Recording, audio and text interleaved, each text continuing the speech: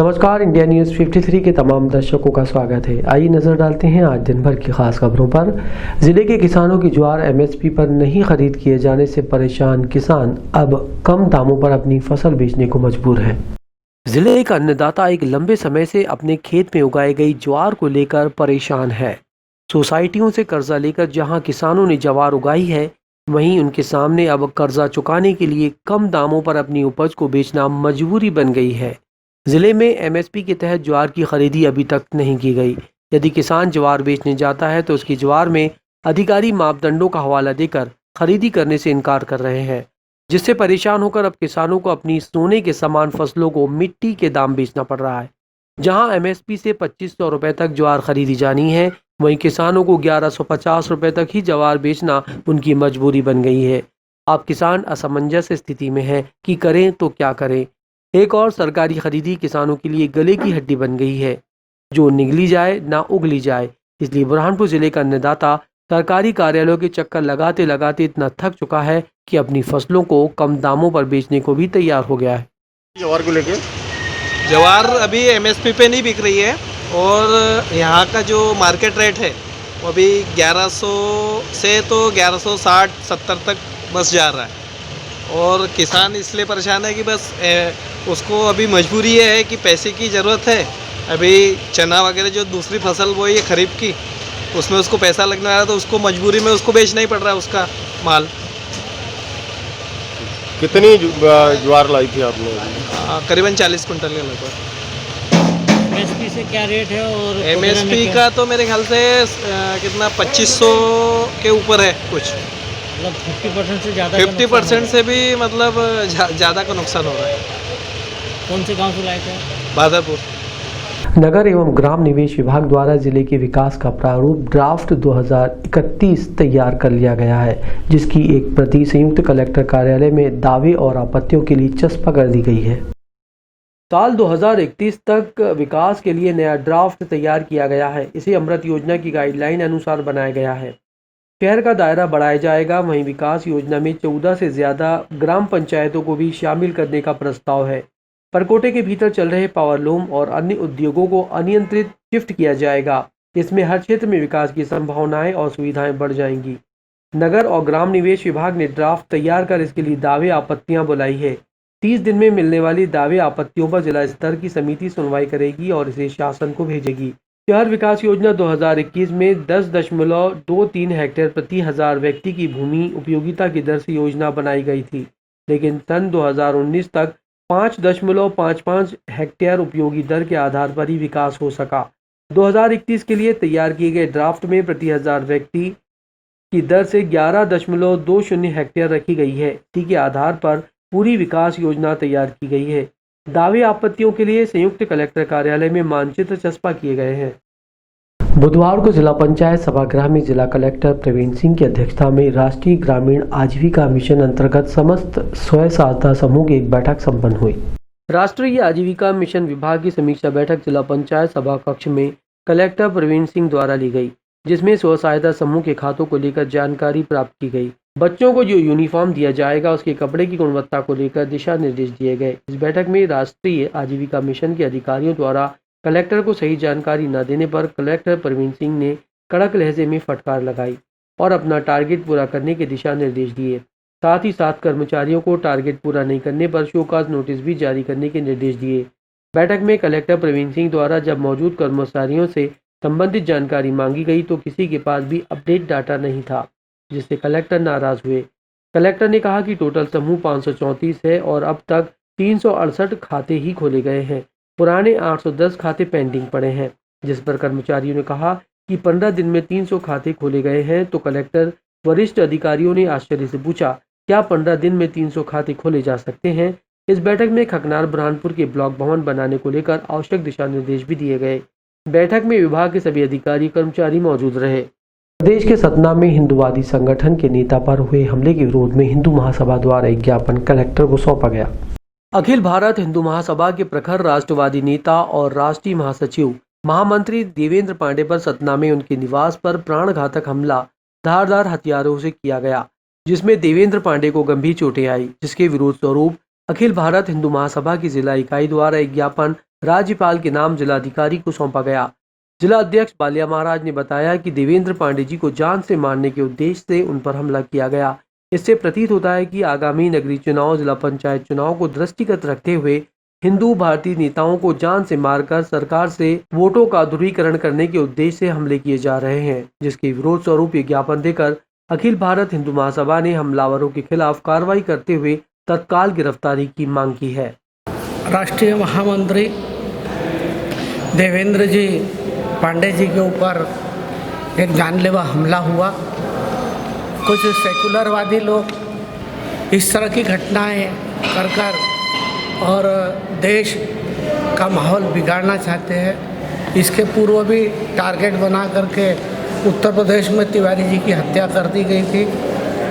हिंदू महासभा का प्रभाव ज़्यादा न बढ़े और इनकी राजनीति चले, इसलिए अब हिंदू महासभा के कार्यकर्ताओं पर, नेताओं पर जानलेवा हमला होना चालू हो गए हैं। जैसे तिवारी जी पे हुआ, अभी पांडे जी पे हुआ, अब धीरे धीरे ऐसे इस प्रकार के हमले होते रहेंगे और इनकी राजनीति की दुकानदारी विरोध स्वरूप आप लोगों ने ज्ञापन दिया है और इसी के विरोध स्वरूप हमने ये ज्ञापन दे रहे हैं। देश भर में किसान बिलों को लेकर चल रहे आंदोलन की कड़ी में खंडवा के 6 गांव माखन में भी क्षेत्र के किसानों ने विरोध प्रदर्शन किया।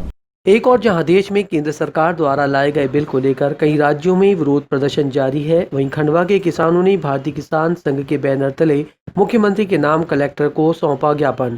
संघ में सांकेतिक प्रदर्शन भी किया, जिसमें 6 गांव माखन हाईवे पर किसानों ने रोड पर बैठकर विरोध प्रदर्शन किया। किसानों ने कहा कि हम किसान बिल का विरोध नहीं करते, लेकिन इसमें जो त्रुटियां हुई है उसका सुधार होना चाहिए। फसल बीमा बैंकों द्वारा किसानों को प्रताड़ित किया जा रहा है, वहीं पूरे देश का किसान नाराज है। समर्थन मूल्य के नीचे किसी भी किसान की फसल नहीं बिकना चाहिए, इस और सरकार को ध्यान देना चाहिए। ऐसे अनेक मुद्दों को लेकर आज हम उतरे हैं। यदि हमारी मांगें पूरी नहीं हुई तो आने वाले दिनों में उग्र आंदोलन किया जाएगा। किसानों ने 6 सूत्री मांगों का निराकरण करने का भी अनुरोध किया। इस दौरान भारी पुलिस बल भी मौजूद रहा। हाईवे पर जाम न लगे, इसके लिए जिला प्रशासन और पुलिस विभाग ने व्यवस्था की थी। कलेक्टर अनन्य द्विवेदी द्वारा किसानों की समस्याएं सुनी गई। किसानों में काफी आक्रोश देखा गया। कलेक्टर ने ज्ञापन लिया और जल्द ही समस्या सुलझाने की बात कही। इंडिया न्यूज़ 53 के लिए मनीष गुप्ता की रिपोर्ट। खंडवा जिले के हनुमंतिया टापू पर 5वें जल महोत्सव का शुभारंभ मंत्री विजय शाह द्वारा किया गया। खंडवा के हनुमंतिया टापू पर 5वें जल महोत्सव का आगाज हुआ। हालांकि कोरोना संक्रमण के कारण यहां पर कैबिनेट मंत्री विजय शाह ने बहुत ही सारगर्भित तरीके से कार्यक्रम का आगाज किया। मुख्यमंत्री शिवराज सिंह चौहान के रिकॉर्डेड भाषण जनता के बीच प्रसारित किए गए। कैबिनेट मंत्री विजय शाह ने 5वें जल महोत्सव की मुख्य बातें पर्यटकों के सामने रखी। जल महोत्सव के शुभारंभ पर मंत्री विजय शाह ने water boating, hot air balloon का जमकर लुत्फ उठाया। यहां इवेंट कंपनी ने टेंट सिटी बनाई है, जहां पर्यटकों के लिए 60 टेंट कॉटेज तैयार किए हैं। यहां पर water adventure activity, hot air balloon के साथ पर्यटकों के लिए अन्य एडवेंचर एक्टिविटी भी रखी गई है। मंत्री जी अपने बेटे के साथ यहां पहुंचे।